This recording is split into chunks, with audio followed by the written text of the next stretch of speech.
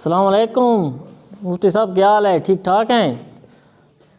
بس ایک مسئلہ پوچھنا تھا، والی بال کے جو نیٹ کھیلتے ہیں آج کل سارا نوجوان سب کچھ لوگ لگے ہوئے ہیں اسی بارے میں جی۔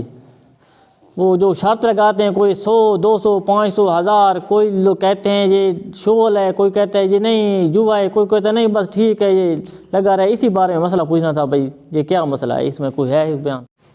وعلیکم السلام ورحمۃ اللہ وبرکاتہ۔ جی الطاف بھائی، جی اچھا، آپ نے جو مسئلہ پوچھا ہے کہ جیسے ہمارے پنجاب وغیرہ میں کھیلتے ہیں والی بال نیٹ جسے کہتے ہیں، اور اس کے اوپر پیسے لگاتے ہیں، جس کا طریقہ کار آپ کا کہنا یہ ہے کہ اگر 9 کھلاڑی ہیں 10 کھلاڑی ہیں، وہ جیت گئے تو وہ 200 1000 یا 2000 روپے دوسری طرف ان کو دیں گے اور وہ آپس میں بانٹ لیں گے، 20 روپے 30 30 40 40 50 50 روپے یا 10 10 ہزار روپے شرط لگتی ہے۔ تو ایسا کرنا یہ کیسا ہے؟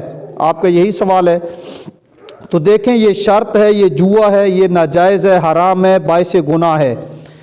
اور دوسرا طریقہ کار آپ نے یہ پوچھا کہ اگر ایک ٹیم جیت جائے گی تو وہ پیسے دے گی اور باہم مل بیٹھ کر کھائیں گے، یعنی رضامندی کے ساتھ کوئی بوتل منگوا لی یا کوئی پکوڑے منگوا لیے، تو اس کے اندر گنجائش نکل سکتی ہے کہ جب ایک ٹیم پیسے دے رہی ہے اور دونوں طرف کے کھلاڑی باہم مل بیٹھ کر کھا رہے ہیں، تو وہ بھی کھا رہے ہیں وہ بھی کھا رہے ہیں، تو یہ شرعی طور پر جائز ہے، یہ گنجائش نکل سکتی ہے۔ تاہم یہ جو نیٹ کا کھیل ہے یا اس طرح، اس سے بچنا ہی بہتر ہے۔ شریعت یہ کہتی ہے کہ جب اس طرح کے کھیل کھیلے جاتے ہیں، نماز کا وقت نکل جاتا ہے، وہاں گالی گلوچ ہوتی ہے، معاملات ہوتے ہیں، تو شریعت ان کو اچھا نہیں جانتی، ان سے بچنا ہی بہتر ہے تاکہ نماز کی طرف رغبت کی جائے اور دین کی طرف رغبت کی جائے۔